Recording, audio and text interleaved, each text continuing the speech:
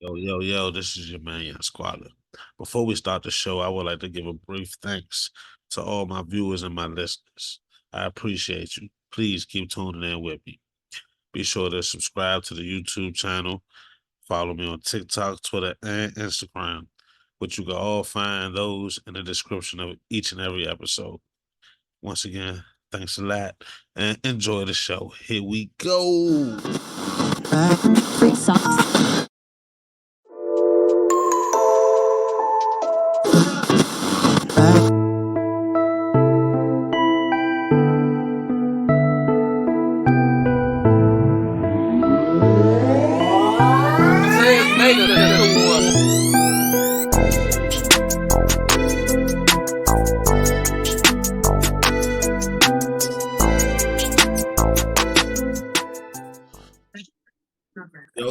Yo, what's good, everybody? This is your man, Young Squalor, with Never Always Everything with Young Squalor podcast.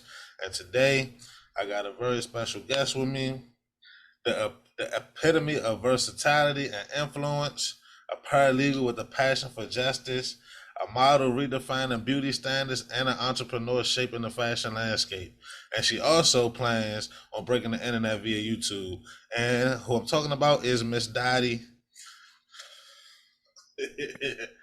Hey, Squala. Yeah, you seized it all the way. Yup. Yeah. You like my Yeah. I got a hand in a little bit of everything. Yeah. Like of all trades, I'm fucking with you. Yeah. So the first thing we're going to talk about is we are going to get to know you a little bit. So can you tell us a little bit about yourself and your upbringing and how it turned you into who you are today? Ooh. Well, where do we start with that one? So yeah, I'm from Baltimore, baby. I moved to Pennsylvania when I was 12. Lost my mom's early at 12. And then ever since then, I've been getting it by myself. I worked since I was 12, took care of myself. For real, I had my own house at 15.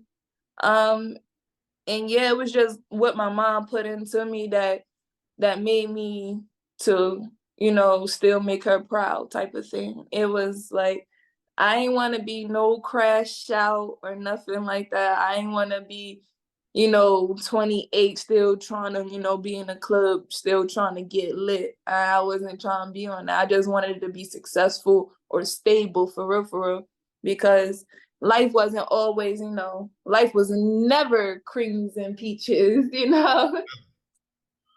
Especially in this place we call Baltimore. Yeah. So if you check into my YouTube, Unexpected Dottie, you'll definitely see a little bit more of why I even call myself Dottie or why I feel like, to do unnormal things. It's just because I'm the eldest of 10 siblings, and I don't know nobody around us that, that can take care of the whole family. So, that's why I'm here to show them that y'all go out and go get something that's more than, an Amazon job or mere, just a 9-to-5 job. And don't get me wrong, I love me a 9-to-5 job. But fuck Amazon though. I don't fuck Amazon. Look, I used to work for Amazon as a driver, and I'm gonna say this: it's a job. If you need a job, you could go get that job. But if you got something else you could do, go do that with something else. Amazon is not the first. Don't make that your first choice. Don't think that's your last job. That's Hell yeah. last. Like when you don't make Amazon your last job, y'all. Okay. Never do that. Listen, real shit. I didn't have any job you can think about. I've had it. Except for a stripper. I tried one day, y'all. I tried to be a stripper one night. I ain't fucking with it. I'm a gangster. Okay, you can't be up here touching me. All right, So you ain't on OnlyFans and shit. Hell no. I couldn't do no OnlyFans. Hell no. I got my family right here, y'all. We talking some exotic stuff. Nah, man. I mean, Our family. hey, family. Hey. Yeah. So But nah, yeah. what? What Huh? sexy sound? I don't dance, but I know how to. Okay, we don't gotta do all of that. I feel it. I feel it. So what inspired you to pursue your career in paralegal? Cause I'm a gremlin. Saying that, nah, for real. I never wanted to go to college. Let me just say that, yo. I never wanted to go to college. I wanted to make sure me and my family was good. I wanted to get some fast money. Know what I'm saying? But again, I had nobody around me that could take care of my family. So I went out and I wanted to go to college, get a good job. And I didn't want to be in school for the long way. So I started with nursing. I wanted to be a nurse for like, what I mean, put my 4 years in, get out. But then, like how life was coming, like me, I was getting in trouble. My family was getting booked crazy, and living in Pennsylvania, like they'll lock you up on anything. You know what I'm saying? So it was just like, hell yeah. I mean, I was in high school, right? And we got in a fight, and they tried to put me on a felony charge, because I fought in a riot Oh, at high school, because they called me, I was the ringleader, and they said they was going to charge me with a felony. you out here starting riots? Right, that's what I'm saying. You know what I'm saying? That's Pennsylvania though. So I'm like, come on, I'm in high school. So yeah. But that's why people don't even see me with that fighting no more, because I've already did it. Like, you know what I'm saying? They tried to charge me with felony, and I was just fighting. You know what I'm saying? I'm gonna say something because I know you from Baltimore. That's all y'all do out here. That's all we do in Baltimore. That's like the Olympics out here. We're gonna pull up. You see, I'm a Lyft driver, right? You know how many girls they done caught the Lyft to go fight somebody? Oh my gosh, yeah. And they be telling I me, even gonna hold you. That's the best bet. I even swear. Like, they say that's the best bet for me to, like, for my moms to move me out of the city, because yes, my first fight that I remember, it was second grade. oh man. And we was living in the projects, Cherry Hill. Remember Pat Tasco? We was living out That's there, what I'm and at. I Hey, don't know, I look, think I it's live right there. I live right around that area right there. That's what I'm where that's, yes, 83. Okay, in the Patasco. trenches. Jungle. Yes, yes. And we was living in there, man. And I guess the girl, she was jealous or whatever, man. And we fought right there on the playground. And ever since then, I forever fought. I swear. So you a But I Cherry don't Hill know. baby. You Cherry Hill baby. Cherry Hill got a lot of shit a lot of shit with it. Like as far as reputation goes. Yeah, it's a whole lot of family involved, but there's also a whole lot of shiesty going on. I'm not gonna hold you again. When I lived in Cherry Hill, I was like 8, 9. The first time I ever seen a nigga in the hood with a machete. That's not unheard We in the of. projects. Why you got a machete, Man, baby? what the fuck you about to cut down? Ain't no trees. You said. I love my city forever though, but that's what it is. Yeah, man. So when people, they be trying to say, "Oh, you ain't from Baltimore. You ain't from Baltimore." Well, you don't sound like it. Nah, You yeah, don't that's what they sound. say. You sound. What you think You don't I'm got from? nobody. You don't got nobody's accent. I can't even pinpoint no accent with you. That's what everybody say. Like that's what I said. Certain ways, like certain words, you might catch it. Hey, cousin. That's probably why. It's really my cousin. My New York family, they be thinking I'm from New York, and I'm not. That's what I was gonna say. If I had to guess, I would say New York because New York people sound like everything. But It's not cousins. I don't even think it's that. I don't even know. For me, I think I sound like I'm from Baltimore.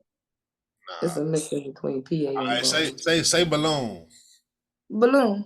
Oh yeah, you from Baltimore. Oh yeah, I heard it. I heard it all in that. That's what I say. It's like certain ways, like If I'm talking fast, you'll hear. Like if I say water, or if I say room, or like, you know what I'm saying? Like Say job. job. So you don't say that like Baltimore. They be I like know. Joe. Job, yeah. Yeah, there you go. Nah, yeah. But I don't know, but shit. If I was into that, you know, if I was having that kind of game, you know, line about where I'm from, it would be Brooklyn, nigga. I'm from Brooklyn, New York. What's up? I feel you. So, would you say growing up in Baltimore and around all that made you interested in law? um, no. Again, I told you for real, it was really the nursing. Like Baltimore, they kept saying, yeah, Baltimore got the best hospital, so yeah, you're gonna have a guarantee. It was my family right here telling this. I swear, right? I was gonna be a nurse. I just swore I was gonna be a nurse. But nah, it was really cause how Pennsylvania was carrying it with me. You know what I'm saying? Like Fucked up as police. I mean, what I was doing when I always had my hand into, you know, entrepreneurship, you know what I'm saying? So I like my first boyfriend, he showed me how to, you know, stomp on the streets and stuff. So I was into college, but I was still trying to get that money. So I was, you know, getting money on the roads and stuff and during the states and stuff. I mean, read behind the lines if you know what I'm talking about. But yeah, that's what I was worried about. And yo, now that I got my degree, I'm gonna let y'all know, okay? Go get that degree, man. Listen, it was times I ain't do my paperwork, but I got that degree. As long as you got you some money, go get that degree. Get that degree. You sound like the nigga from the commercial. What you doing? You ain't doing nothing. Get your ass up and go to college. I'm just saying, go ahead. You gonna go ahead. Might beat meet you a little baddie. Know what I mean? Put her down. Put on if you a city boy or a hood nigga. Know what I mean? Put that game on him. Have her doing your work. Know what I'm saying? Come on, man. I'm just trying to give you free game, man. I tell you again, I never wanted to go to school. Never. All right, look. So, as a Black paralegal, what unique perspectives or insights do you bring to the work, and how do you advocate for marginalized communities within the legal field? Well, that's part of the reason I wanted to be a lawyer too. I've been through a lot of life experience young, so like anything I've been through, so like family law, you know, I reciprocated on my own mother, you know what I'm saying? So me and my family, we got split up, so that's why I want to be a family attorney. I told you again, I had my run across with the law of my own self, so I want to be a criminal defense attorney. Shoot, being evicted before, making sure my people's is good. So when you say in my community, that's what it is. Like I'm still living in the city, you know what I'm saying? I'm still living in the hood. But the only difference is I'm helping. And when you go to college, that's what they tell you. They tell you to go get that education and bring it back from where you're from. So that's what I'm doing. I'm just helping. That's it. Okay. So, in your experience, what are some of the most pressing social issues within the justice system that disproportionately affects the Black individuals? Sheesh. I would say the education for sure. And I hate that.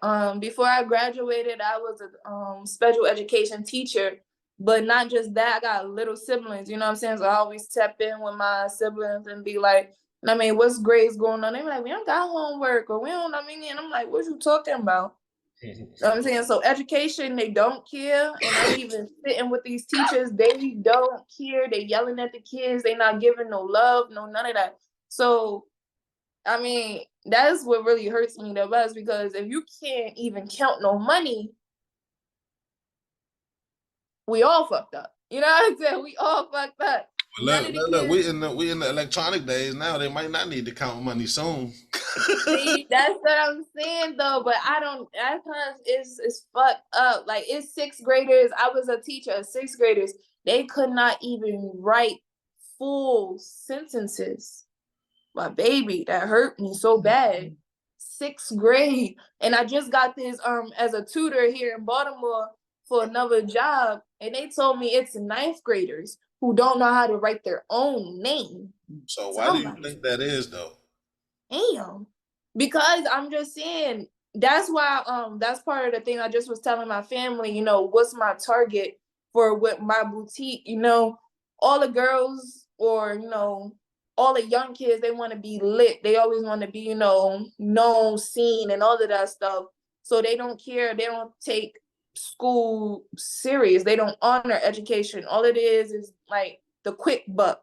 You know what I'm saying? So I feel like when I have a store, I want to, you know, start adding them like, y'all, I'm just like y'all, but I'm still doing the same thing y'all doing. The only difference is I got something under my belt a little bit better. You know what I'm saying?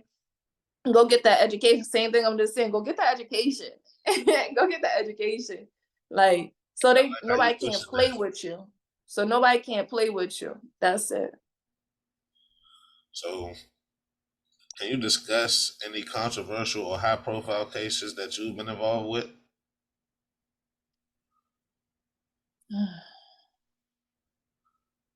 I mean, yeah, for sure. Now currently going on the law, I mean, law enforcement, police, I would say, definitely. Right now, in this last job in my law firm that I just left, they just was telling me a lot of forfeiture happens right here in Baltimore, Maryland. I'm like, you know, me coming from Pennsylvania, they do it, but they don't have like, you know, you don't have no say. I mean, they don't give a fuck if, you know what I'm saying? Because they did this to me. You know what I'm saying? I got pulled over by some troopers before, and it was my whole clothes inventory in there. That's gone. You know what I'm saying?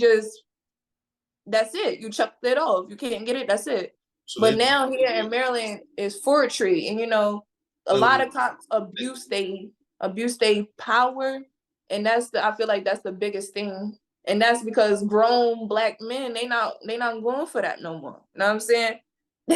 You're not treating me like I'm a hoe. So the police just took your shit? Yes. Yes.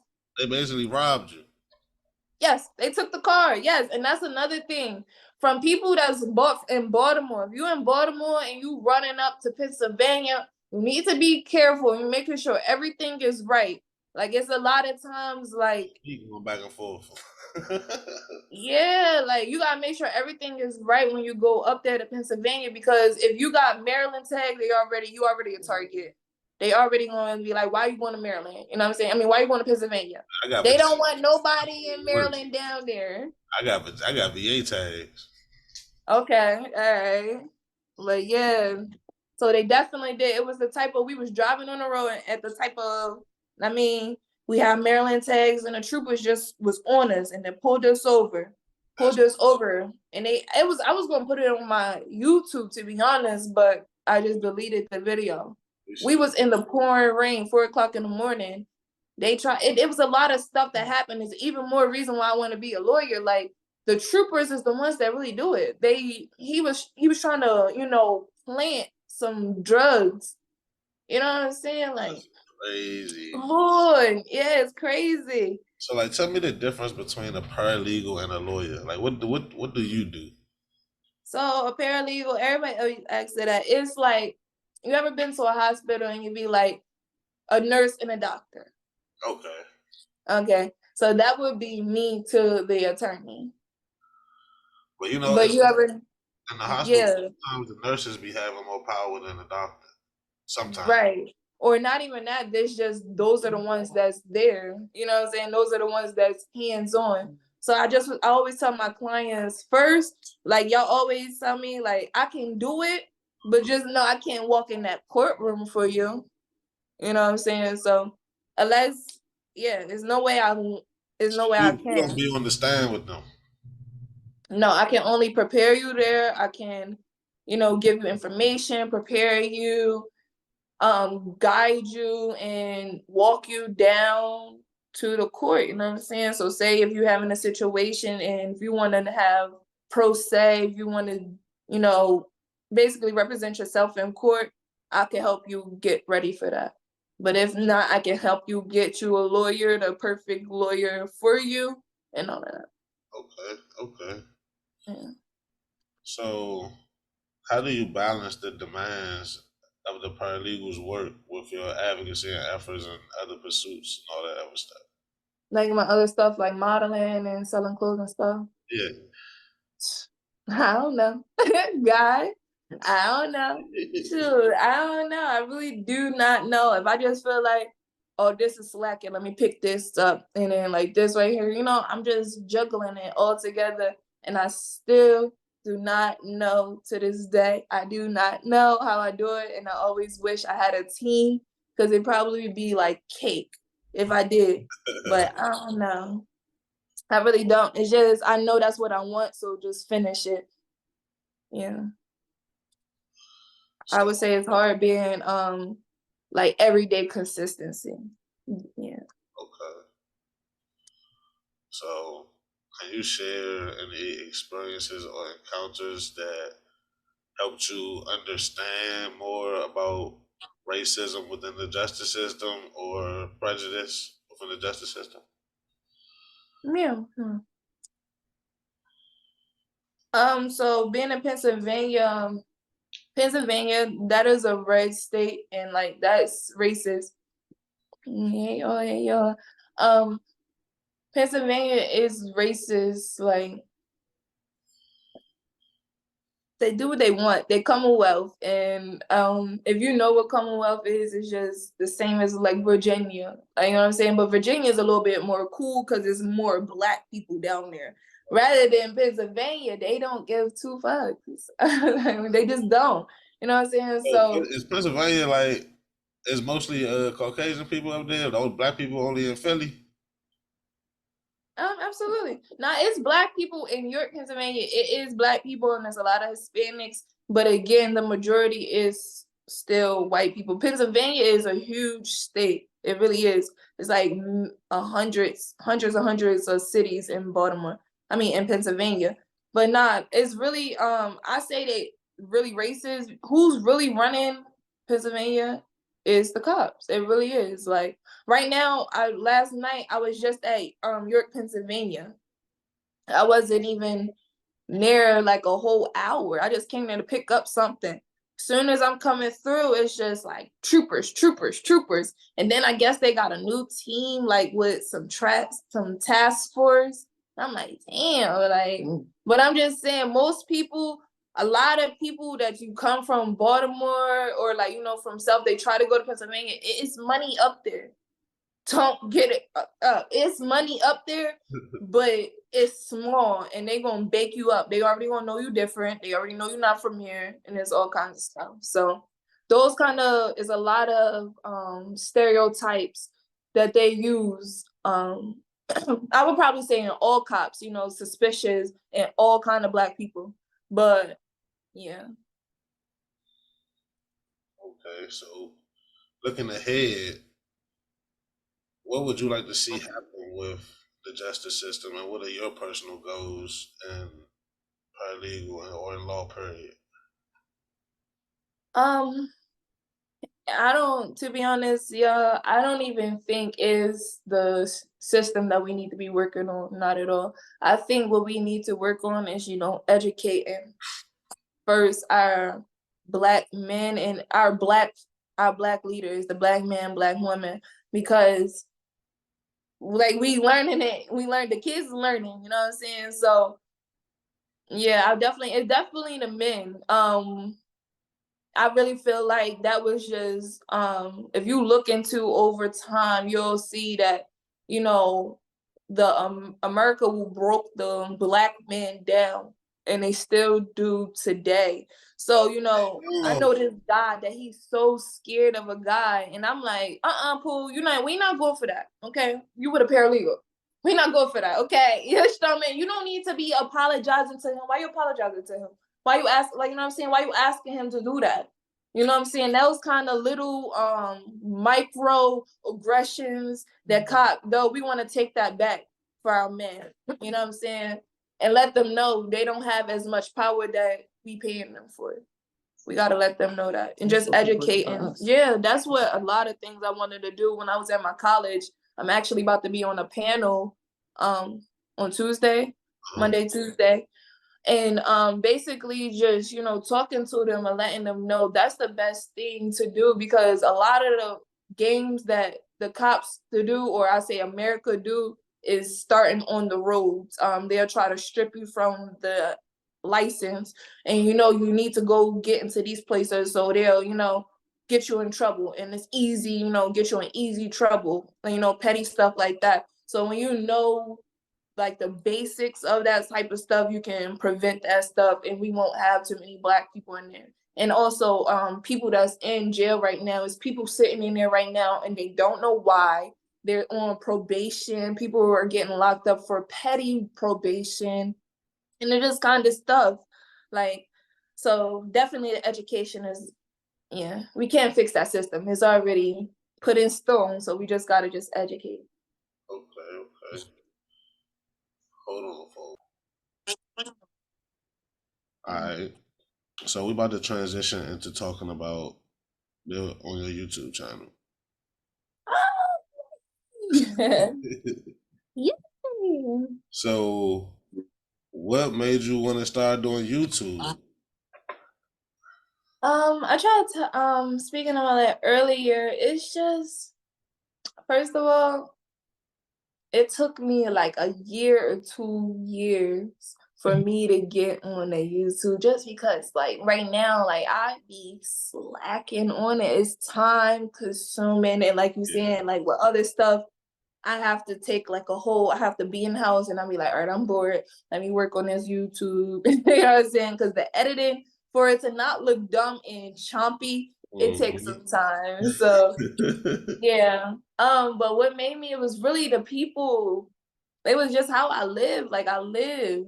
Like I just told you, I was in Pennsylvania. Like, you know what I'm saying? I always want to be doing something. Like, you know that saying, a busy girl is a paid girl. Well, I hold that. You know what I'm saying? I gotta make sure if I feel like I ain't being productive, I gotta go find it somewhere. I gotta go find it. And so yeah, just my people, they was like, you need to be on YouTube, because like, girl, you just like, your life, you got a story, like get on this and doing that. But that's part of the reason why I want to be raw. Like growing up, you do the YouTube and you could tell like they cheesy or they watered down and all of that. So I'm just like, you know, I always want to be me. I just feel like me is TV already. Yeah. So what's your main mission, your main message you want to convey through YouTube? Just right now, like how I'm able to juggle different aspects of my life, but still be, you know, be true to where I'm from. You know what I'm saying? Yeah, like as much as I go through, because I be getting opportunities like right now. Like, thank you so much for having me on here. Like, that was just, it happens like that, like out of nowhere. It just be having opportunities of specific, like when I go out of town, they be like, girl, like you're just, I've never seen nobody that look like you know what I'm saying? Like, do you model? I'm like, yeah, I do model. And that just takes me something like that. So just spreading it across the world, that's it. I ain't trying to get richer of it and nothing like that. I just feel like a lot of people don't know my story. So how many videos you got up there right now? How many views? Videos. I have 5 like vlogs on my channel, but I have 25 videos including shorts. Okay, see. Them shorts be the ones though. What? We just went viral. We went viral 10K. I was on a date and a guy, he had never had it. I mean, they picked me up and took me to the club.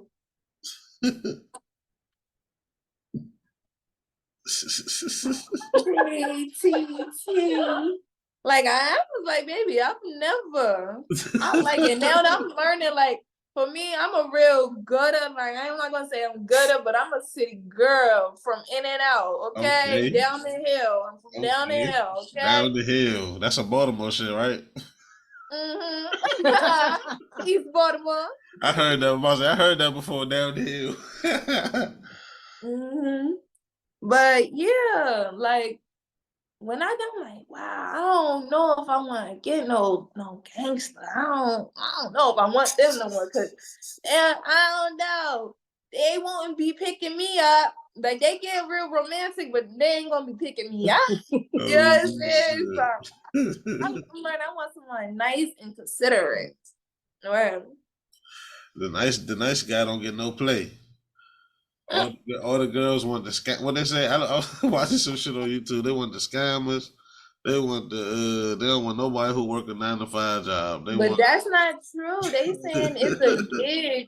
They saying that the geeks they always get a pretty girl. Telling you for real. Me personally, I just was dating a little quirky guy, and he got a little, got a little hood in him too.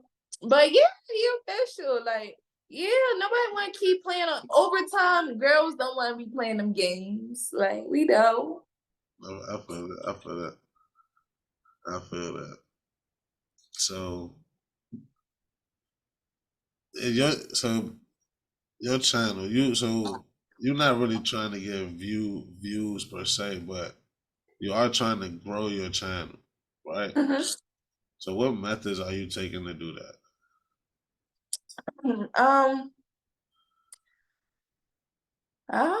I put it everywhere. Every platform that I got. Twitter, Snapchat, Facebook groups. Shoot, right now I just became a top contributor because I just be throwing content, just throwing it. And even if it's not YouTube based, it's gonna be on my channel, so I'm gonna drop it. Like, say if I just came out with new inventory, I'm throwing that in that group. Like, I mean, this is gonna be like, that's just what it is. I feel like when I'm seeing it, like, it's all about like a brand. Like, my New York team, they really just helping me a lot with that. I gotta tag them in there. Fontilio, New York family.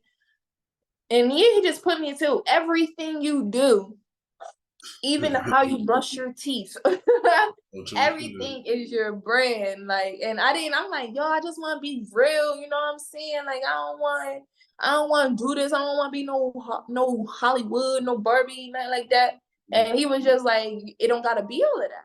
Whoever they see you not who you are, then that's because they didn't have the time to learn you. But just present. It's basically how you present yourself out there. So yeah. So I don't know. Yeah, it's not. I'm gonna put the content. I don't care if they don't see me, but I'm learning that people, they like me. They like how I look. They like my vibe. They like my story. So yeah, right. So, like, you say you went viral earlier, right? Tell me about that. I'm learning just because, like, people like seeing color.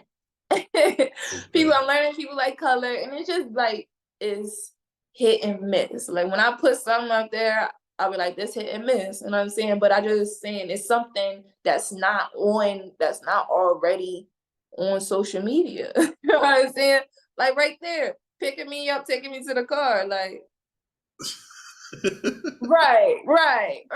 Like, where you get that from? You know what I'm saying? And one time we went viral again. And my jail husband, I always say my jail husband because he done bought me the tennis bracelet. You know what I'm saying? He doing his big one, and he's still in jail. Never met him. Never met him, but he does his big one. He sent me flowers to my job.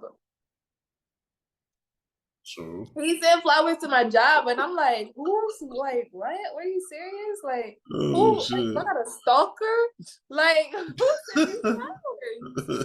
And that's what viral. So I don't know. I'm guessing that soft girl era is what's going on right now. So what's the biggest setback that you face while growing your YouTube channel?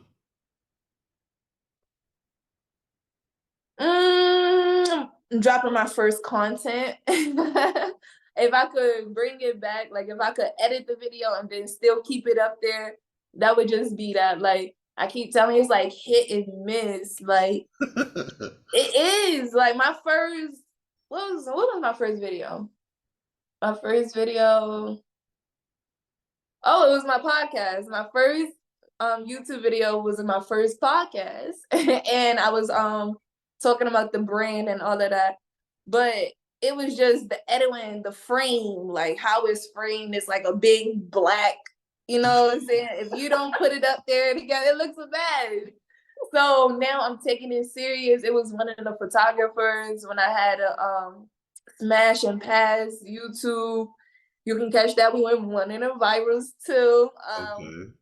But yeah, if you know him, his name is Foreign Boy Scene. He's a DMV YouTuber. Okay. So yeah, we had him on that. But one of his cameramen told me, he was like, you got a lot of ideas, but it's just you need to turn it sideways so you can get the whole frame. So ever since then, I've been doing it. So I always take all tips. Like if the tips is there and it sounds something I don't know, I'm gonna just take it in consideration. So speaking of tips, what tips do you have for people who are just starting out growing a YouTube channel? And everybody said, I know people always say, just do it. Just do it. Just do it. Just do it. No, for real. Make sure, first of all, learning from my New York brand team, they told me, you don't want to just be putting up no bull. And I mean, just to make sure it's consistent, but make sure it's not wrapped up. You know what I'm saying? Make sure it's, you put your time into it, and like it doesn't have to always be the best of the best, but just make sure you put your time into it, because when you put time, you'll show it. If you just put it together, you'll see that too. So, just start it and just make sure it's real, raw. I'm the rawest, so I feel like that's the best bet. Cause it's going, you could start up, put some, some hot stuff put together, put a whole platform on yourself, and it can be pulled all the way down just off of one little petty lie. You know what I'm saying? So always be truly you.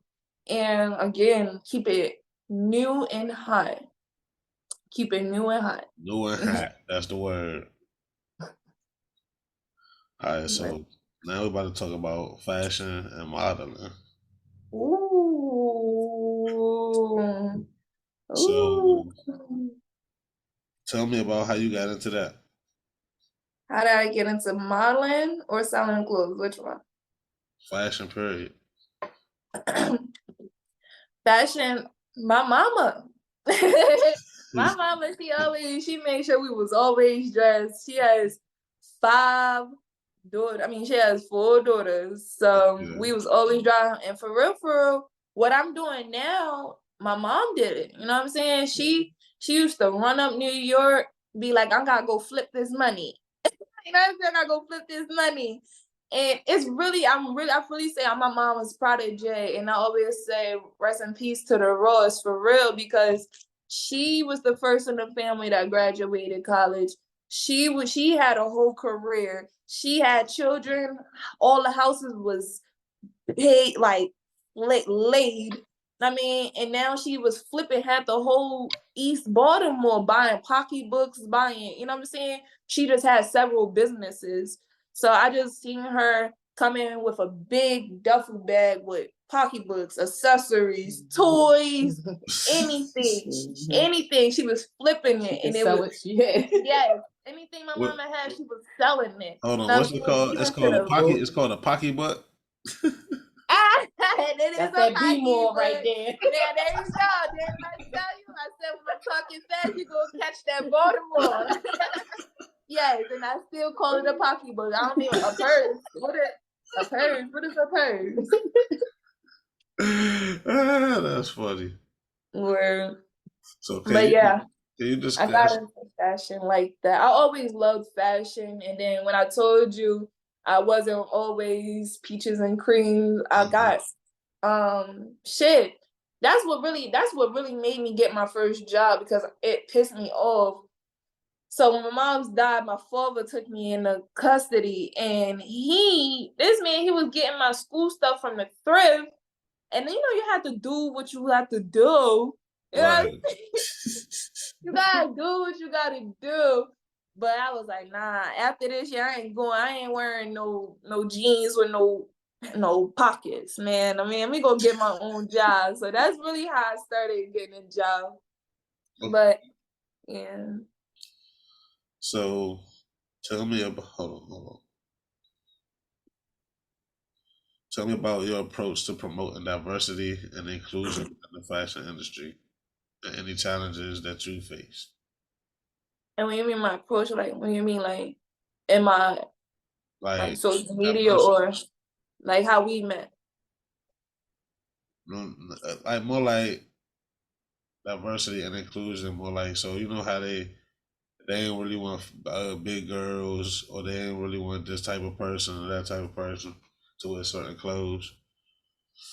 Oh, yeah. Right. You already know what I'm ready to say, right?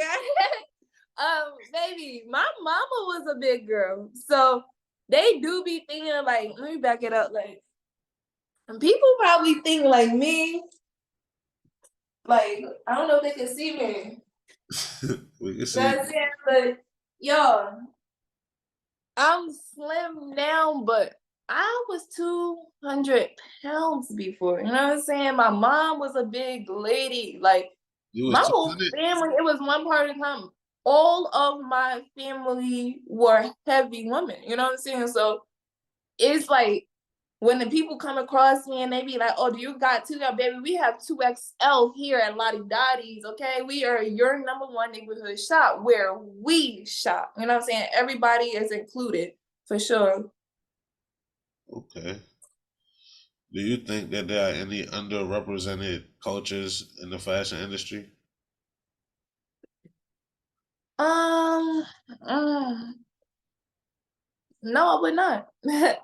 I wouldn't say that at all. No, everybody, because if they want to be seen, I would just say they come and get streetwear. Like I just met this white guy, and he told me his whole closet is streetwear. So no, they just gotta come see us, and they'll get it.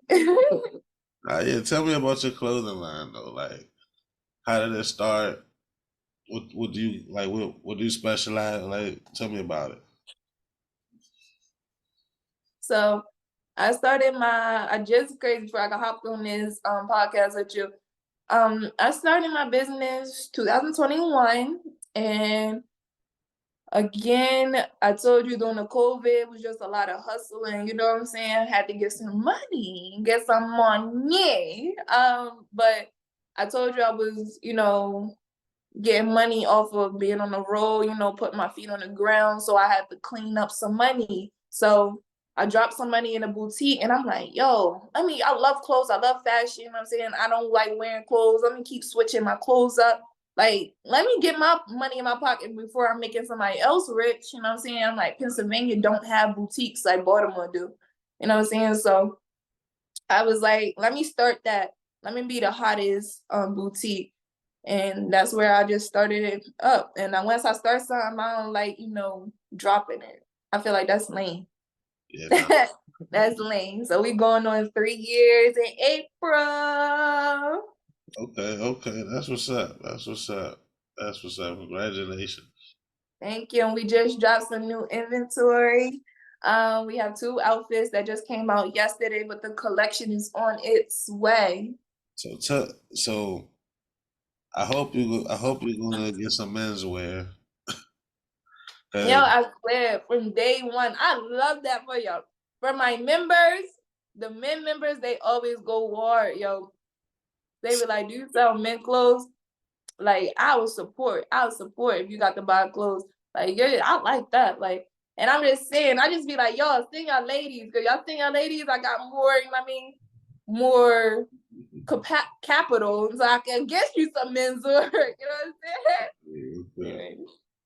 But right now is women and children, and started with that because, it was a lot of young young moms with kids. You know, the young moms, they still want to be fly, but I don't want them to have to make the choice before their outfit or their clothes, their kids. You know what I'm saying?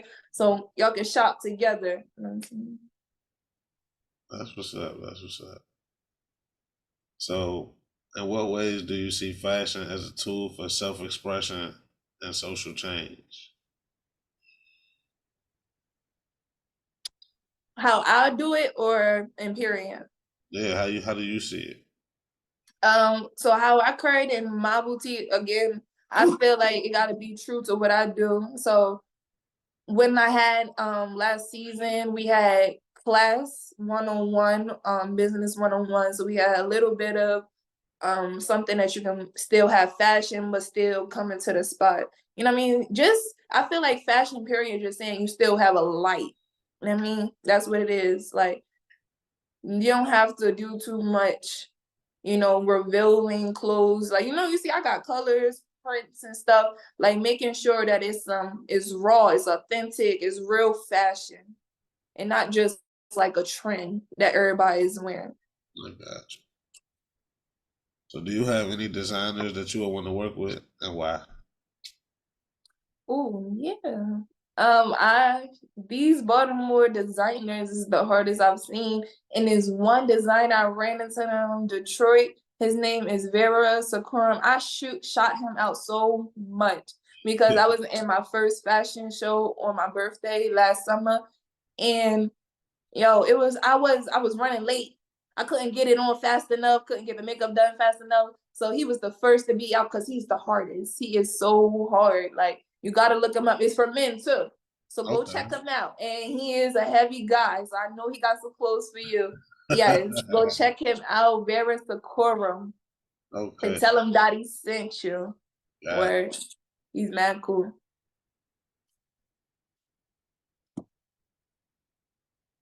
So, how do you balance the creative aspects of your brand with the business side of your brand? Sorry, Sam. How do you balance working the creative side of your brand and also being able to do the business side as well? Oh my goodness, what the cry. Again, I keep saying, I'm only 23, I'm just a girl.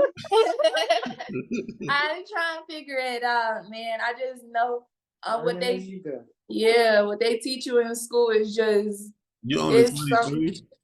it's some jobs they go hunting for the social medias now, you know what I'm saying? So I try to make it clean. If you seen like, you know, like you're saying that OnlyFans, that is just certain stuff I can't put myself in that. You know what I'm saying? It's a show that I just got into. Well, I just auditioned for. I don't know if I'm in it or not, but auditioned that, and it's just like I'm not gonna be in there twerking, and I already told you it's a risk. Like if somebody rock, like we gonna have to do what we do. But I just feel like it's just certain stuff I can't put out, like twerking on it. Yeah, I can't be twerking on there, or I can't. You know what I'm saying? And it just period. I'm doing a life 360 right now. You know what I'm saying? Like again, I keep told you, like if I show old pictures for you, you can see me. I'm in a trap. You know what I'm saying? I'm here smoking on the trap on the block. You know what I'm saying? Stuff like that. But when I want to do the modeling and stuff, and I'm going to get tips, and they saying if this is what you really want to do, make that present yourself like that. So if you can see my profile, you can see it's mostly, I hope it's mostly modeling. I still try to keep people like I'm not just a regular pretty girl face. I still have some substance to me. Right. So I still have some kind of, you know, some kind of pictures in there. And yeah, just try to put more when I'm out. Use my social media for business and not just for kicks and nonsense. Yeah, kicks and laughs. Okay. So this podcast is based in like an urban hip hop type of genre. So I'm gonna ask you a couple questions in that lane. Okay. So has hip hop at all influenced your journey as a paralegal, model, content creator, or whatever you got going on? Well, hey, I'm sorry I'm talking to I ain't been talking to them.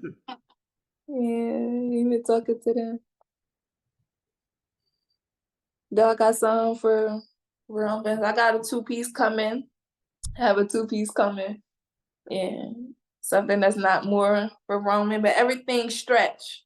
And I make sure I like stretch. I like being comfortable. I'm not gonna lie. I'm saying.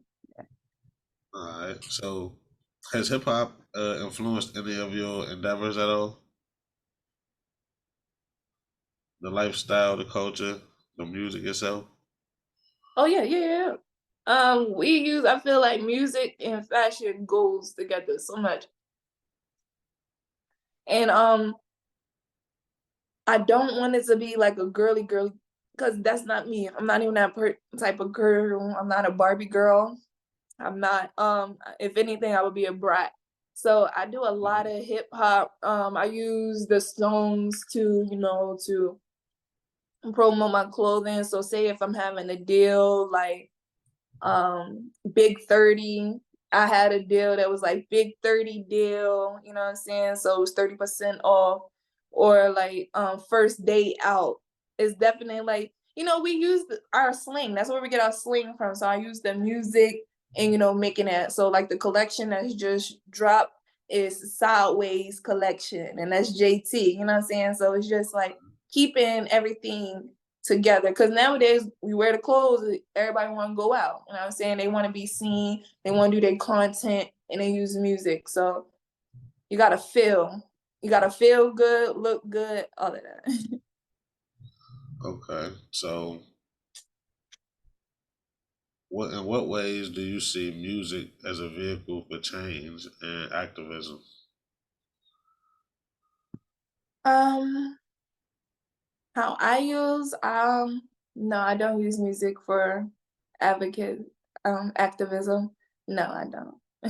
I definitely separate from the music that I use in my profession. It's totally different. Like I can't be going to the office and coming in here with my young boy. You know what I'm saying? I can't do that.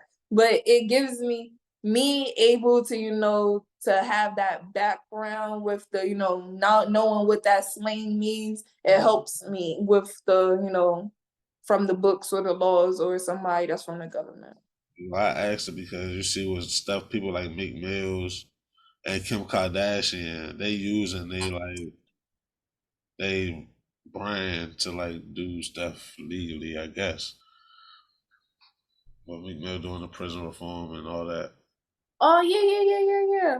I mean, I can't really be talking about that, but yeah, the rappers, yes. I mean, yeah, I'm a criminal defense. You know what I mean? So I just was at a criminal firm. Yeah. That's me. I feel like if I know I can help you and then I know the boys into some deep stuff, I just let them know like, yo, I'm a paralegal, and I mean, I'm a criminal. I say I'm a criminal paralegal, and I mean, I can, walk down if you need me, hit me. You know what I'm saying? The same as you would do as a lawyer. Like that's when I was seeing a lawyer, that's what I see. Like I know ballers. I know rappers. I know mamas who don't have their kids. You know what I'm saying? So all the life stuff that I want to been through or I still go through, I want to be that person to help them, or you know what I'm saying, be able to guide them how to do it. Okay. This is the last question. Who does Dottie listen to? Who your favorite artists? YG Tech for sure, yeah. Okay. YG Tech. I listen to Young Boy. Listen to Boosie, baby. What's up? A little chat. Okay. Nice. So I'm gonna put some little chat. I love me some chat. Yeah, good. Money Bag, Young Boy, Little Baby. Yeah. Okay. You don't be listening to the female rappers, huh? No, don't get me wrong. Oh wait, did I forget my good girl? Sexy Red. I love Sexy Red. I grew up on Blood Laws, and my girl is a blood. Okay. Yeah, so yeah, that's my good girl. Glow too. I mean, I all the girls that's rapping, I definitely fuck with them, but nah, I won't be like, put this on unless it's sexy. Unless it's sexy. Okay. Oh, well, this is the end of the show. And I appreciate you for coming on and sharing with us everything.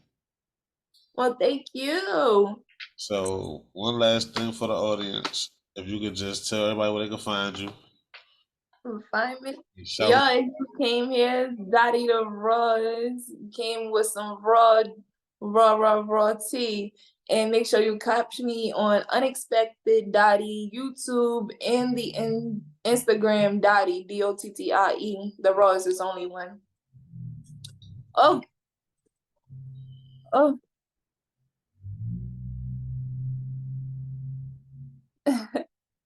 Hello. Oh, we getting jail calls. Oh shit. Nah, he good. Tell him I ain't hear from him in a minute. He good. I'm about to get off of the podcast right now. I'm getting off the podcast now. Yeah.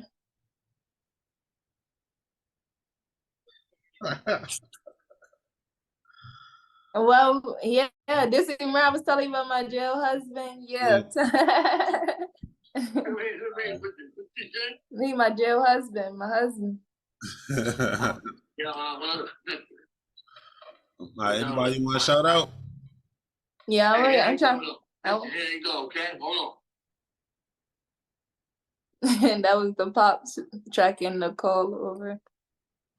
That's another thing. It's so many types of another reason I don't like them jails. I feel like it's more you can put. I mean, you can do more than just putting money on the books. I hate this jail stuff. I feel that. But look, I'm about to let you get the call. All right. So thank you for coming on, and hope you have a good day. For sure. Thank you, Squala. Thank you. And say bye to the podcast. It took too long, Sean. Okay, no doubt. I mean, stay down, 10 toes down. I mean, everybody say about that. Oh, for sure. Everybody, That's